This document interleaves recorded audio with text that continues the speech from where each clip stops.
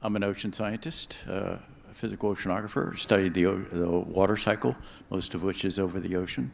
And we discovered that variations in ocean salinity could be connected to rainfall on land. Wrote a bunch of papers about it. Couldn't get much funding to further develop the product, but we just found out about a rainfall forecasting contest that I entered with my identical twin sons. We beat the competition by quite a ways. Where's the clicker? Let's go to the next slide. Do you have it? Great questions. I saw it down on the table there. Is it on? Oh, yep. Yeah. Okay. Yeah, here's the next slide. Yeah, we had twice as good a score over the year of the contest. Then the next leading investigator, which was a professional weather forecasting company.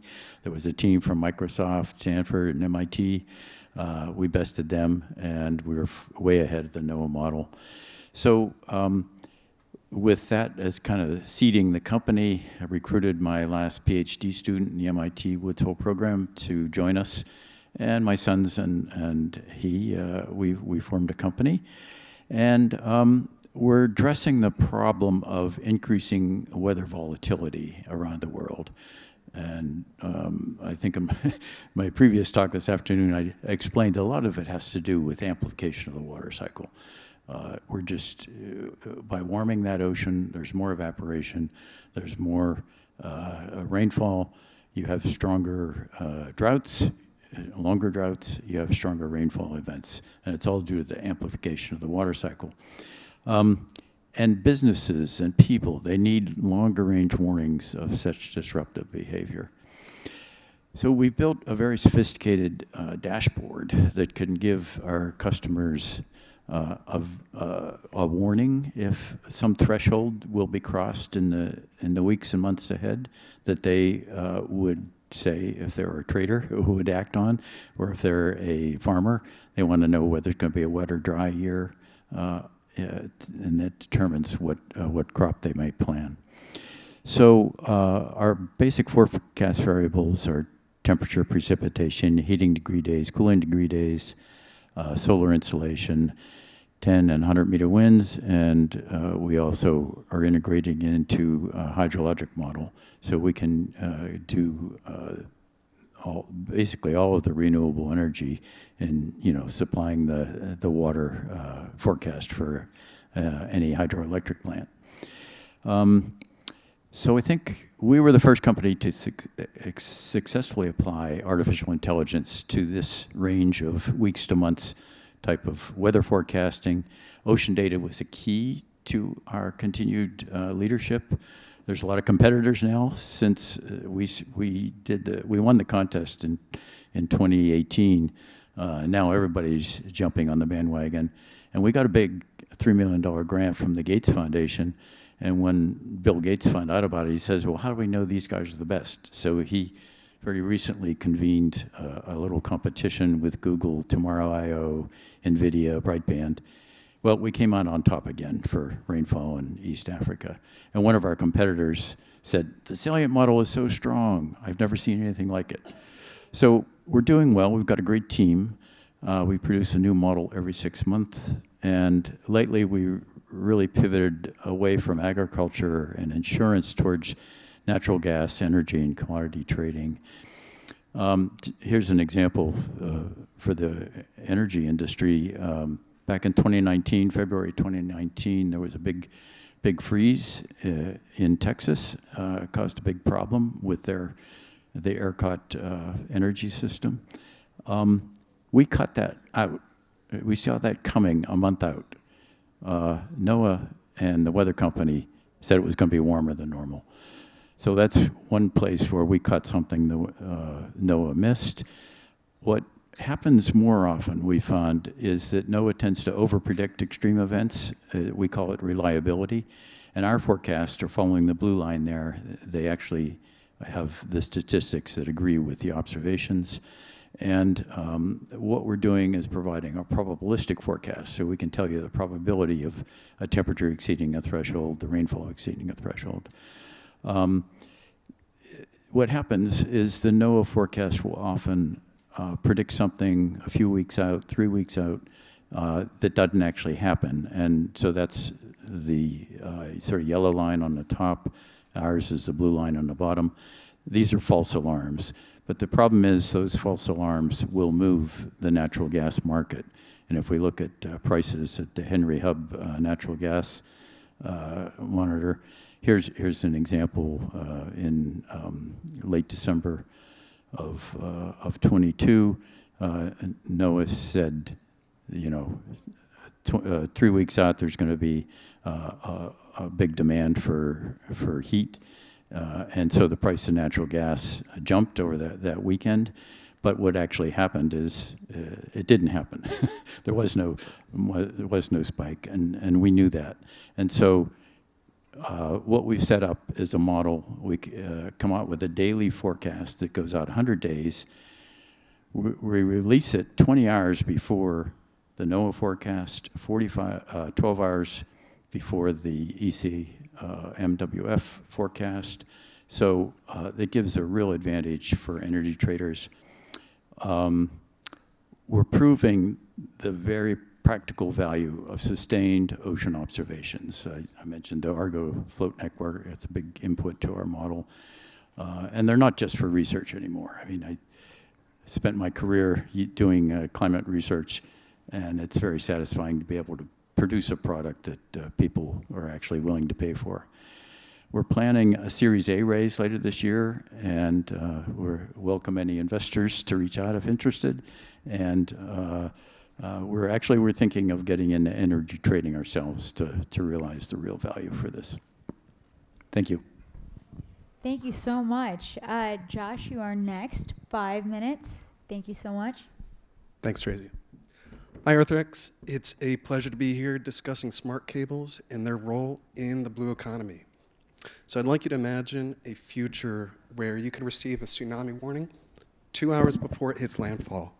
It's currently measured in minutes. I'd also like you to imagine being able to observe the deepest depths of the ocean in real time. I'm Josh Richards with Pacific Peering, and we are developing the world's first smart cables.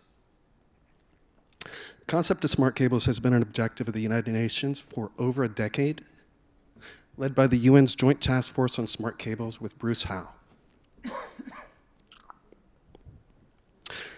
The environmental sensors on smart cables will protect vulnerable people groups, as well as extend tsunami warnings by multiple hours.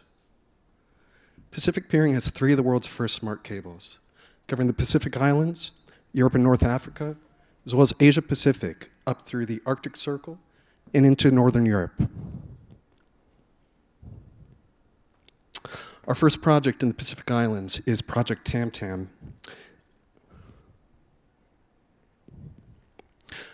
Tam Tam is named after the traditional Vanuatu slit drums that the Vanuatu people use to communicate across islands. This is the world's first smart cable, and it covers the New Hebrides Trench, which is one of the most seismically active and scientifically significant regions on the planet. These cables will be protecting these vulnerable people groups, and we have a second project in the Mediterranean, Project MISTS, supported by the European Union. This covers 11 countries between Europe and North Africa. This is also a region that has a 100% probability of a tsunami in the next 100 years, or 30 years rather, sorry. And it's a vital source of food for Africa, Europe, and Asia. We have a third project in the Arctic Circle. This is a region that the Arctic Circle is one of the least explored regions on the planet, where melting polar ice caps could have a devastating global impact, with melting polar ice caps, rising sea levels, and disruption of ocean circulation patterns. This is also a region that we've seen increased activity from hostile foreign governments engaged in illegal undersea mining, as well as cutting data cables that power the internet.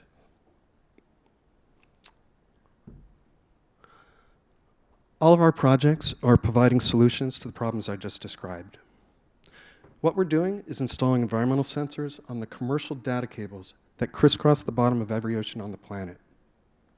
This is a map of the roughly 570 subsea cables that crisscross and create the backbone of the internet. Our hope is to one day have sensors on every one of these. By installing temperature, pressure, accelerometer, and seismic sensors, we'll have real-time data on ocean warming, circulation, sea level rise, as well as advanced tsunami warning by multiple hours. This will allow people to safely evacuate, shut down power plants, as well as minimize coastal damage when disaster hits.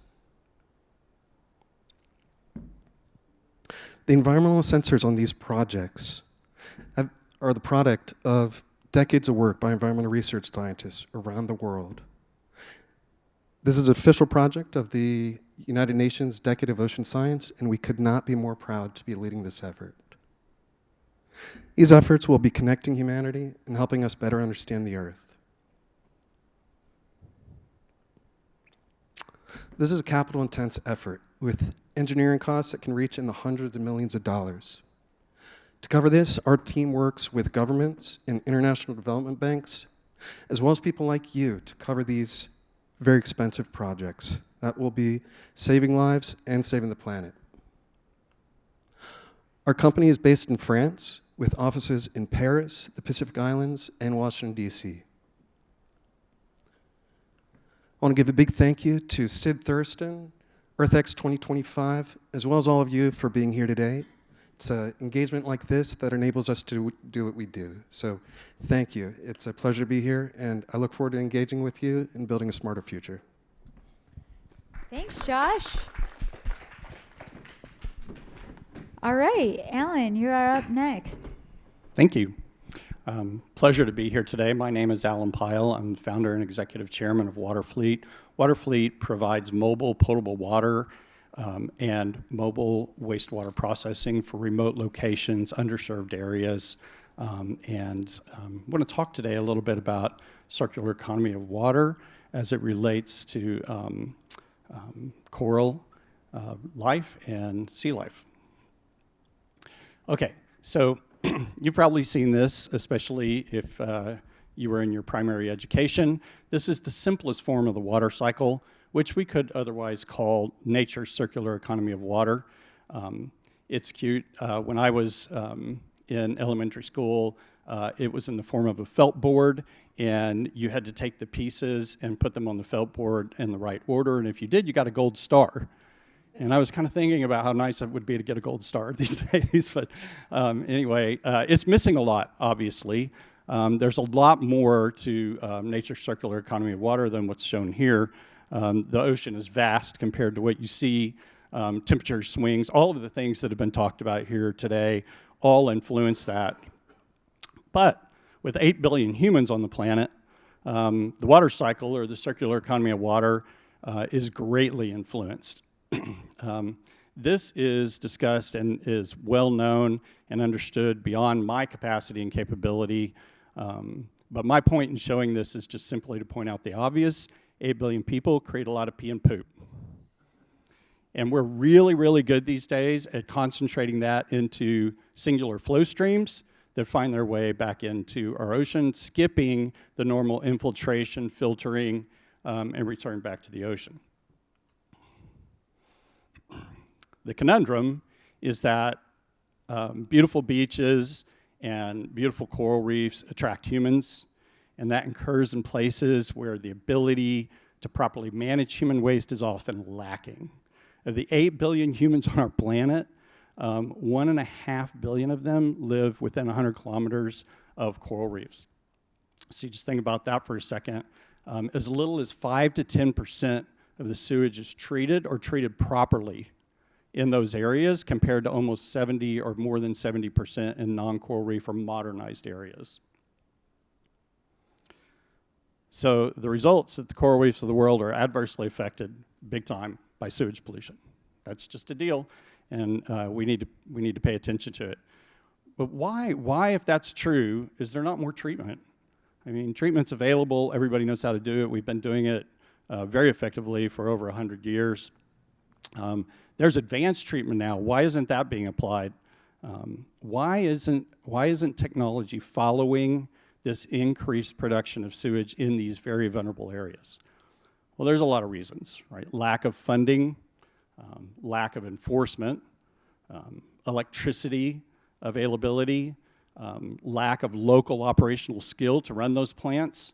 There's always political influences that we have to take into consideration, and even social norms. Lack of land space in a lot of cases, and certainly the ability to construct sophisticated plants. Decentralization of wastewater treatment plants in the U.S. Has become prolific. This has to do with the fact that expansion of populations and building of residential developments is outreached municipal wastewater treatment plants, and therefore smaller plants have to be put in place in order to treat the sewage for that particular area. Even now, with the advanced understanding of nutrients and algae blooms associated with that and other forever chemical components, advanced treatments have really come into play in these smaller packages. Not only that, but state-of-the-art membrane treatment, automation, remote monitoring and control, all things that would have normally only been available to massive wastewater treatment plants, municipal-sized plants, are now available in these smaller packages. So how does that address the issue that I just described to you a couple of slides ago? Right? Well, prefabricated, ready to use, easy to drop in, minimal land occupation, easy to ship, lower electrical demand, right? Fuller remote operational capability. All of those things overcome the build issue. The advanced technologies, membrane bioreactor technology in particular, allows us to create a reuse outflow from the system that is very reusable for irrigation, for cleaning, for reuse in toilet water, for fountain and lagoon and golf course watering, etc. And even if you do discharge it back into the ocean, it has a minimal ocean impact at that point. All of those things create cleaner beaches, healthier sea life, more available water, minimal land impact. That changes the social and political dynamic and allows for more acceptance to the product. But let's really understand that the major barrier is always economics. Right? Is there funding available to do this? Do the areas that are most vulnerable and need it the worst have the money? Well, the fact is that the cost of implementation of these decentralized plants is minimal in the scheme of maybe project development, such as a new resort or infrastructure around these areas of coral reef and beautiful beaches. So, but even in existing population where the problem already exists, PPPs can be used, long-term infrastructure, which is a very common financing model that's considered a good investment, or certainly wastewater as a service, which is basically a pay-as-you-go approach, which means that the location doesn't have to put a big capital asset up front. They can just pay as they go.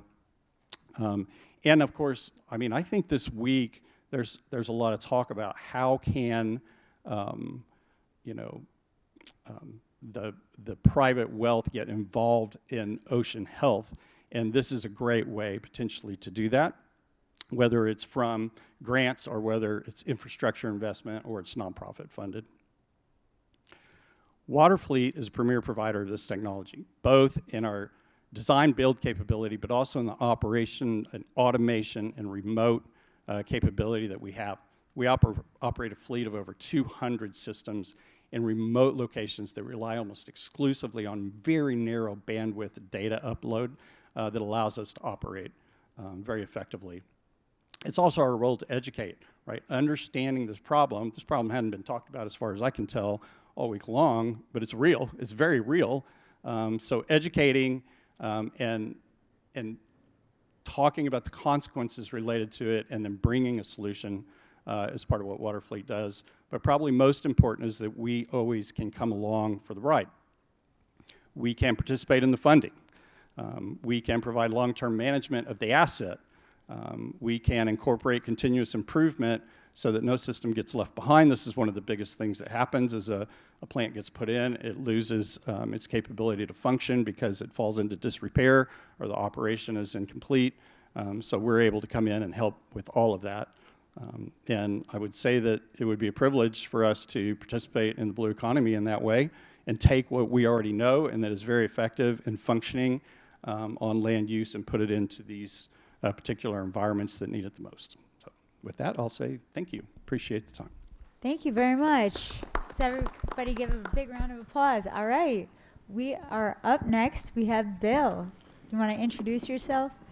And then, or William. Do you go by William? I go by Bill. Thank you very Okay, much. thank gosh. That's what Mom calls me. Okay. Except when she's mad at me. I'm Bill Parker, founder and CEO of Parker Maritime Technologies. We are fully funded, so I'm not asking for money. I have no slides, so this will be fast. And we have found a way to make ships quieter, more fuel efficient, burn less of that fuel, less carbon emissions into the oceans. And we can install the entire system in the water in less than a week. So that said, if you would hit the slide in the video, thank you.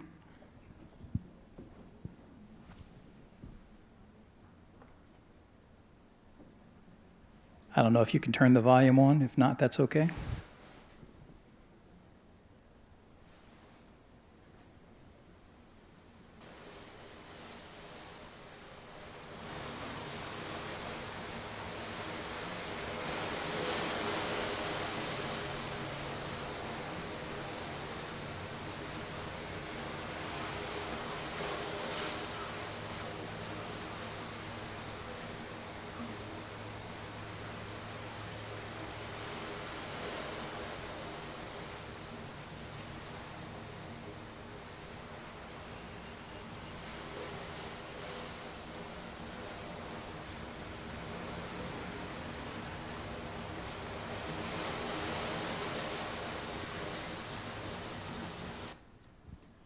So very simply, we put about 1 billion bubbles a minute around the entire wetted surface of the hull.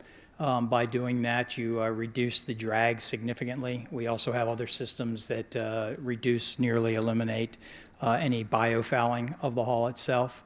And so this has gotten great interest from the shipping community. After spending 3 decades at sea myself as a captain, we put together several dozen patents and built these systems. We've tested them over 100 vessel tests now and working swimmingly, quietly, and went in and did a movie with Pierce Brosnan, Robert Redford, and Sting called Sonic Sea, which won a couple Emmys. And at the end of it, we looked at each other and said, that's great that we did a movie. Now we've told everybody there's a problem. How do we solve it? And so this is where the company really came from, was solving this problem of making ships quieter, more fuel efficient, and burning less carbon emissions. So it's my pleasure to be here today. Thank you. Thank you so much. That was really cool and effective and short. I have some campers that are trying to solve the propeller manatee problem. And they're having a problem with the drag because everything they're trying to do, they're trying to put a gate, they increase that coefficient. And you just gave me a really good idea to give them. So I appreciate that. All right, so we are going to take questions from the audience, and if not, I will start firing away. Yes, right back there. Thank you so much. And then Alan? Alan, you talked about lower electricity requirements. Like what? Can you give us some idea of what you actually need to operate that your machinery? Sure. Depending on the size of the unit, you can operate on something single phase, you can operate on a 3-phase, you can operate off of a small generator. So these are fairly low power consumption because we're decentralizing them, right? It's a smaller package, so it doesn't require as much electricity. And you can place them in various locations where it's easier to get power to them. Do you have like a kilowatt demand or some that vein that? Yeah, again, I mean, you could have a plant running on 50 or 75 kilowatts that would generate enough outflow for a population of 1,000 people. Okay.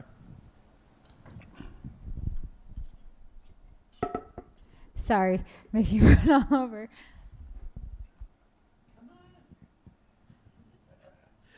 I'm actually supposed to be helping her. So, this is for Alan. Kind of a follow-up to that one. Cozumel, I got a lot of all-inclusives have been built, and you know what they were doing. So let's take that 50-foot thing, which is more than they need, and they can then help whoever's within their distance. Ballpark price.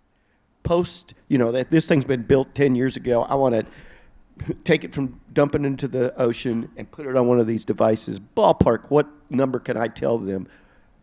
Tell the mayor of Cozumel what the hell is going to cost to get it all fixed. Yep. So One all-inclusive at a time. yes, one at a time.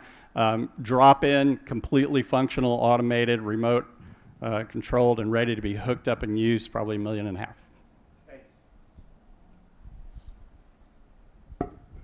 Anybody else? I have a question for Josh, actually.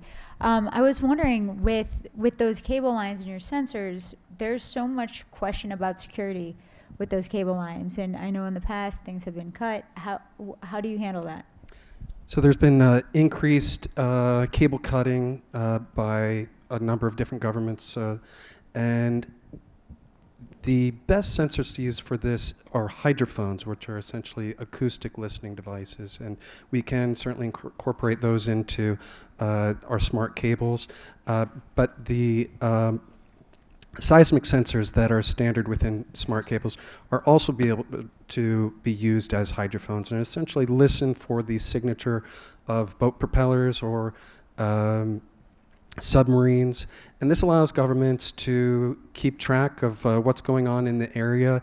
This is particularly helpful for illegal fishing in protected waters, or if there's illegal undersea mining, as well as giving advance warning to governments when there's something approaching the cable, such as a ship that might be dragging anchor. Right now, we just have approximate guesses as to which ships are responsible, but this would give us definitive proof along with advance warning. So if there are any Coast Guard or other government ships in the area, they can intercept and stop it before it happens. Awesome. Thank you so much. Yes, Sid. Thank you, Tracy. I have a question for Dr. Parker. Your technology is amazingly impressive. I just want to congratulate you for that. What's your global marketing strategy? Thank you. Thanks, Sid, and thanks for setting this up this week. It's amazing. Our global marketing strategy is pretty simple. You have 100,000 plus commercial vessels out there. We have looked at those that would save the most money on those. Those are larger vessels, quite frankly, that go at higher speeds. But we've had a lot of folks come to us with our anti-biofouling program as well to talk about that. Doesn't matter the size of vessel for that particular one. The system works on any size of ship, any shape of ship, and we can adjust it accordingly. But again, those that would save the most are those that are burning the most, whether it's in carbon, it's in making noise into the oceans, which impacts the marine mammals. And then, of course, they're the ones that are spending the most money on fuel as well. Right now, we're seeing a savings of about 20% in fuel, which is pretty significant. Significantly reducing the sound so that marine mammals can now communicate on both sides of that vessel while the system is operating. I have a question for you. Is there any risk with the reduced noise of, the animals not hearing the, okay. Yeah, that's a great question, and it gets asked a lot. So we spent a lot of time with the right marine engineers, ocean engineers, et cetera. And what we found was the quieter it is, the more the marine mammals can actually communicate back and forth. And so the reason that you have so many marine mammal strikes on the bow is because that's actually the quietest place on a vessel. So what you'll see very large marine mammals, especially whales, do is they'll look for the quietest place, which is off the bow, and then they stop because they're very confused, and then they get struck. And so as long as they can communicate back and forth, as long as they can hear what's going on, they're fine. But remember that sound moves about 7 times faster in the water than it does in air. And so when you have all of these ships making all of this noise at the same time, they're confused and don't know which way to go to avoid the contact. That's fascinating. Thank you. Does anybody have, I want to make sure that I'm allowing for questions of the audience. All right. Ray, I have a question for you. As far as the open sourceness or possible open sourceness of any part, even the visualization, even the output, like what is your, how is it set up right now, and how do you see it in the future? Yeah, right now, certainly we're trying to find paying customers who would have a, you know, paying for access, and the pay scale, the cost depends on the region. Some people just want one country or one region, you know, the corn growing regions of the US or whatever. So it depends on the area, depends on the time scales. Only traders really need that daily updated data. It would be nice, I mean, one of the really interesting challenges we have at the moment is how much is NOAA going to be affected by the ongoing cuts. And what we're hoping is that the NOAA observing system will be maintained even if their forecasting expertise is cut back. That eventuality might actually be good for our company in a perverse way if people have to turn to private forecasting. You know, it's something you think of weather forecasts as a public good because we're used to doing that, and we hope we could do that. But you know, we have to find a way to pay these talented AI engineers, and so that's why we're we're doing this business. And ultimately, I'm hoping that companies like ours would put money back into the observing system. You see a lot of privatization of observing systems as well. But people have to find a way to monetize it. And so there's a lot of challenges ahead. Yeah, interesting. Thank you. Does anybody else have any questions?